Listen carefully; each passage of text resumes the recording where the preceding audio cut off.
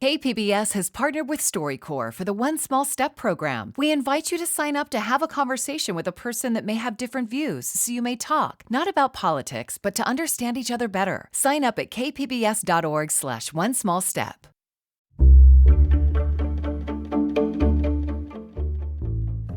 Good morning, I'm Lawrence K. Jackson. It's Monday, February 16th. A Carlsbad company is coming out with a solar car. More on that next, but first, let's do the headlines.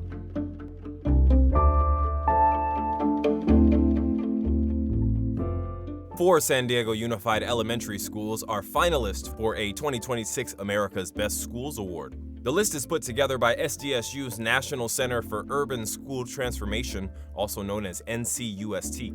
Sequoia Elementary in Claremont, Garfield Elementary in North Park, Nye Elementary in Valencia Park, and Dewey Elementary in Point Loma all earned a finalist spot.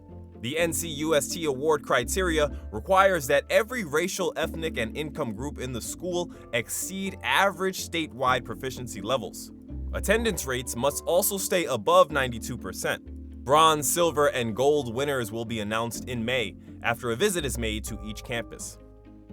National School District in the South Bay is also receiving a pretty huge honor. The district has landed on the 2026 California Green Ribbon Schools list. National is one of only 5 districts earning the highest level award of a 2026 Green Achiever. It's being awarded for its environmental literacy, promotion of health, and outstanding conservation efforts. Some of the district's accomplishments include redirecting more than 1,000 tons of waste and saving more than 1 million gallons of water over the last decade. The district also says partnerships with community organizations have allowed families to bring sustainability practices home with them as well. A new USD initiative is looking to make a positive impact on students who have been involved in the carceral system. The Justice Forward program wants to help those students find jobs within the criminal justice sector. Those behind the program say students who have been incarcerated can provide valuable insight into the justice system. According to a university statement, the initiative also aims to lower the rates of reoffenders. The initiative requires each student to complete a paid semester-long practice course with the justice system agency or organization. From KPBS, you're listening to San Diego News Now. Stay with me for more of the local news you need.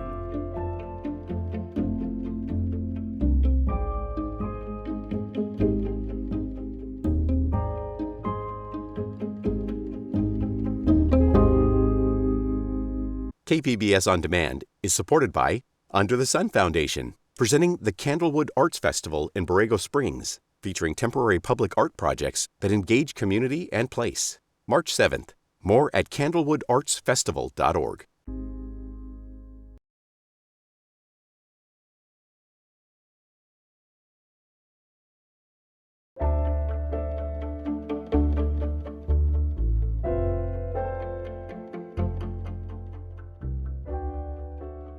Carlsbad-based Aptera Motors is ready to bring its solar-powered car into mass production.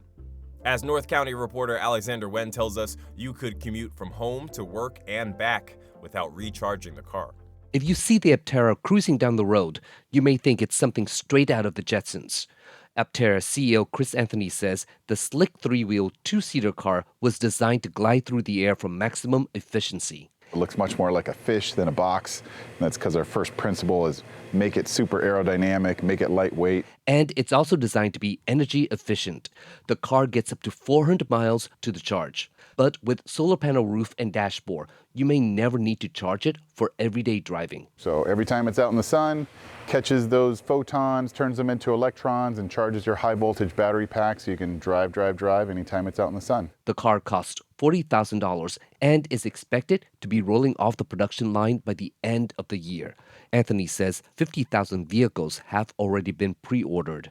Alexander Nguyen, KPBS News. Teachers in San Diego's largest school district have called off a strike for February 26th. Education reporter Katie Anastas says San Diego Unified and its teachers union have agreed to new supports for special education teachers. The agreement gives special education teachers more time to catch up on meetings and paperwork. It also gives teachers automatic monthly stipends if their caseloads are over the agreed-upon limit. We have been bargaining with the district for over a year on our platform to win supports, particularly for our special education teachers. Kyle Weinberg is president of the San Diego Education Association. This was a huge victory for them to be able to have these improvements in place at schools throughout the district. The union also reached a tentative agreement with the district on a new 3-year contract.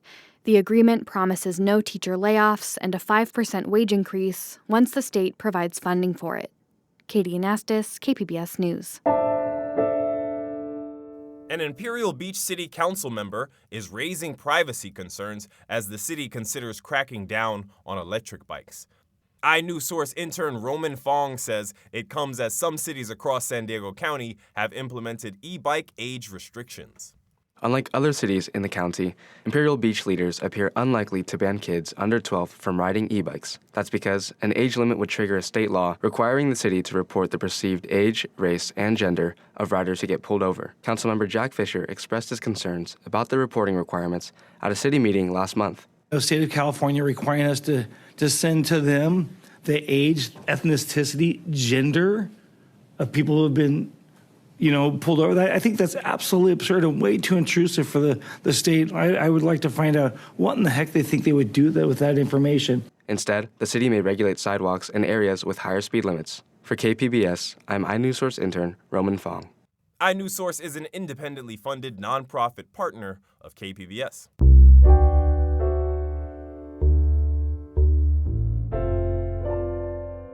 El Cajon City Council member Gary Kendrick announced on Tuesday he's making the jump from being a lifelong Republican to Democrat when he runs for re-election. Reporter Elena Alfaro spoke with Kendrick about this move and his reflections on El Cajon politics. A warning, this Q&A includes graphic descriptions of the Holocaust. I want to kick off this conversation with the latest news. You made the recent decision on Tuesday to leave the Republican Party and run for re-election as a Democrat. In announcing that move, you said, quote, "Moments of consequence call for clarity and action," end quote. What was the moment of consequence, and why did you decide that leaving the party was your only option? Well, I've been trying to change the party from within for many years, back to being more moderate and not hateful towards minorities. And actually what led to that is going back to my childhood when I was 12 years old, and my mom was telling me about growing up in Czechoslovakia, and then the Nazis came in. A bunch of her friends and her boss were dragged away by the Gestapo, never to be seen again. And then my grandfather took me to the Dachau concentration camp, which was converted into a museum. And then he took me to the gas chamber, which was disguised as showers. He pointed out the scratches in the middle of the ceiling, and that's where as people died, they'd form a pyramid and they would scratch at the ceiling for air. I was probably a little too young for someone my age, but it stuck with me my whole life. What are the parallels that you see between that era and now? Why has it been important for you to recognize that history, your family's history, during this moment? Well, my family's history is really the world history, and the fascists are always looking for a scapegoat.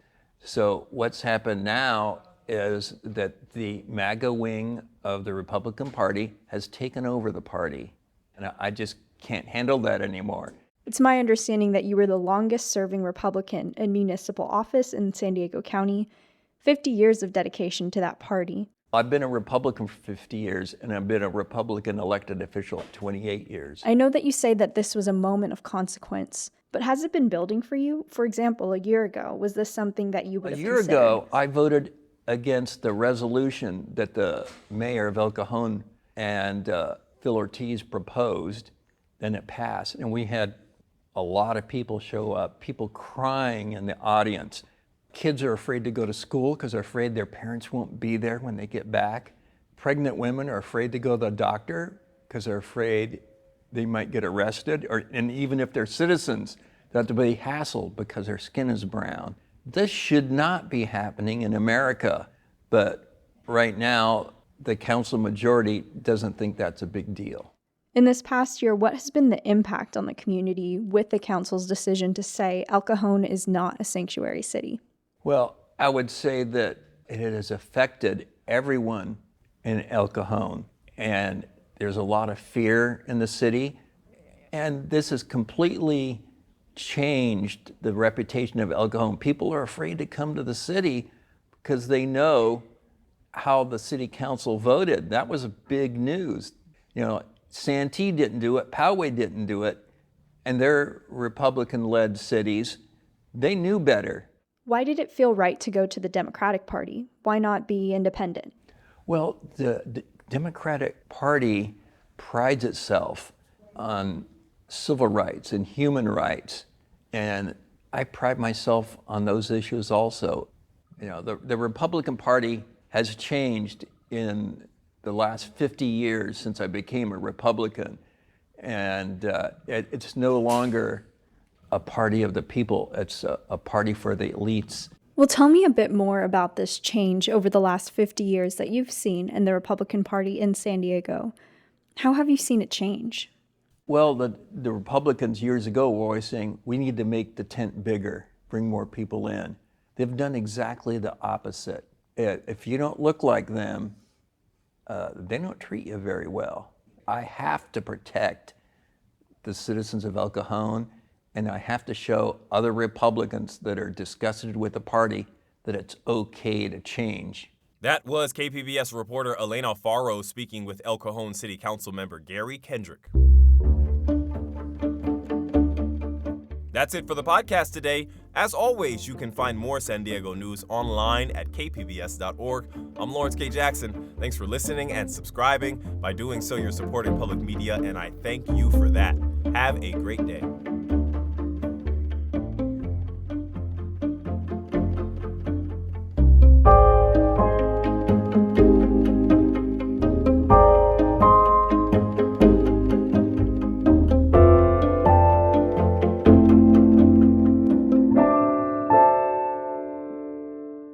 KPBS On Demand is supported by UC San Diego's Art Power, presenting Isidore's String Quartet, performing works by Haydn, Billy Childs, and Dvorak, February 20th at UC San Diego. Pre-performance art talk with the artists at Conrad Prebys Concert Hall. Tickets at artpower.ucsd.edu.